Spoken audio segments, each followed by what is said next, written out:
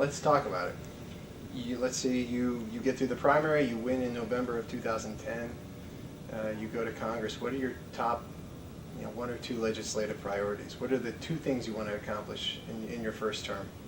Anything that I can do to help bring jobs to Ohio is what has to be first and foremost in priority. So whether and you look at the agenda that President Obama has set out, and what he's saying to the country, and what I'm not hearing enough Democrats say is that, yes, it's tough, but this is a transformational time. We can take this difficult situation and we can say, let's make some fundamental changes in how we do things. Let's change the way that we look at energy. Let's change our sources of energy. Let's create jobs because we're going to turn to new sources of energy. And then he's talking about education, and he's also talking about healthcare. And these three things are things that people are in desperate need of to be able to pull themselves up by their bootstraps and to improve their lives. So I can hear a lot of Democrats talk about how dire it is and how bad it is for this person and that person and give these individual situations. And it's true. It's really happening. We have 10 states with 15% unemployment. But we're better off to talk about what we can do to start make these things turn around. And it's not going to happen overnight. We know that. I think the difficulty for Democrats, too, is understanding that in the process, we're going to have to help some traditional bad guys. I mean, we depend as individuals and as communities and as a state and a country a lot on our financial system. And it's not just a national financial system, but it's the way now we're interacting with an international financial system. And they're not in the clear yet. And so if we try to polarize people too much and demonize one sector to the point where we hamstring Congress, that politically they as individuals feel that they can't vote on something that we might have to hold our noses on, but it's going to help people in the end. I mean, we're going to have to get through that. We're going to have to work through that. And so jobs really is issue number one and issue number two.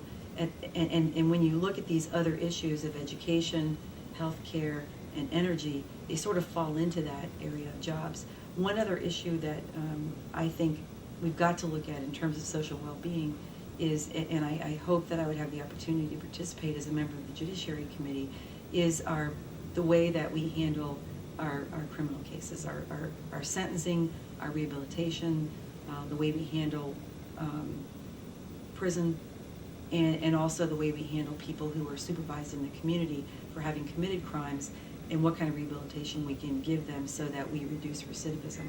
Because as of 2004, 3% of our adult population in the United States was either incarcerated or under some form of criminal supervision, either at the state or the federal level, much higher than many other countries. And I don't think that's a civilized way for us to live. What is it in Ohio? In Ohio, the percentage rates, are they higher or close to the national average? I can't tell you for certain. I can tell you that we are over our capacity of what we can actually house in prison. And from my experience working as a common pleas court judge, it was about $74 a day to keep someone incarcerated at the county jail level, and to actually have them, when it can be safely done, improving their lives through drug and alcohol and mental health treatment and job rehabilitation and other forms of socialization in a controlled environment was much less expensive.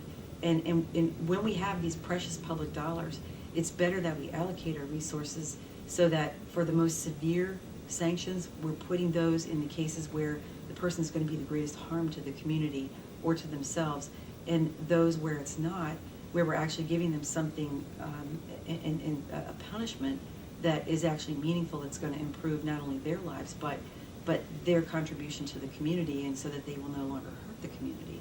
Because the ripple effects of one crime go far beyond what people can imagine. I've talked to people who've gone to prison and who've said, well, they got me on that one, but they didn't get me on 15 others that I did before this.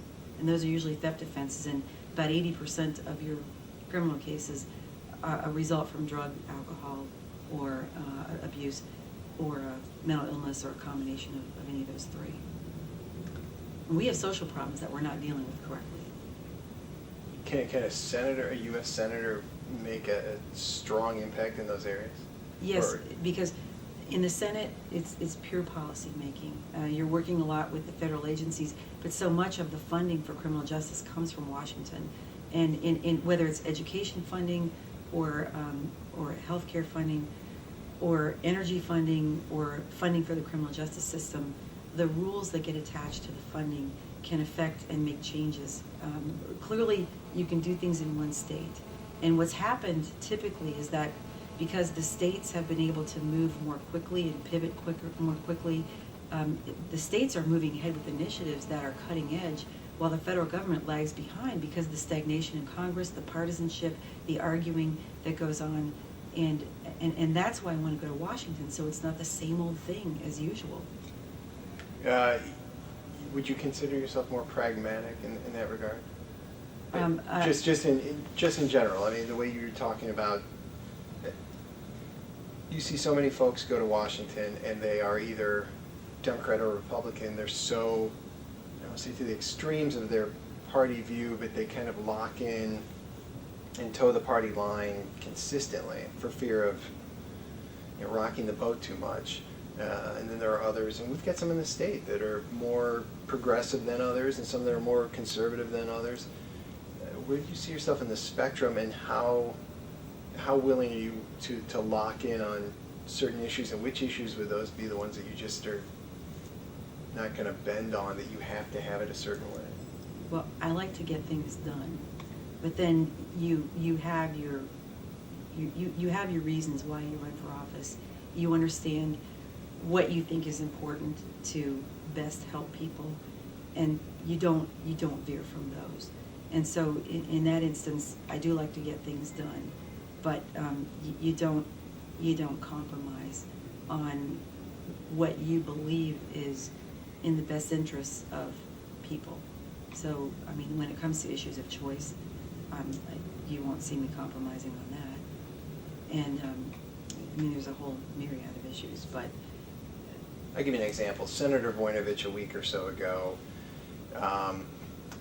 was all in favor of supporting voting rights, or congressional representation for the District of Columbia.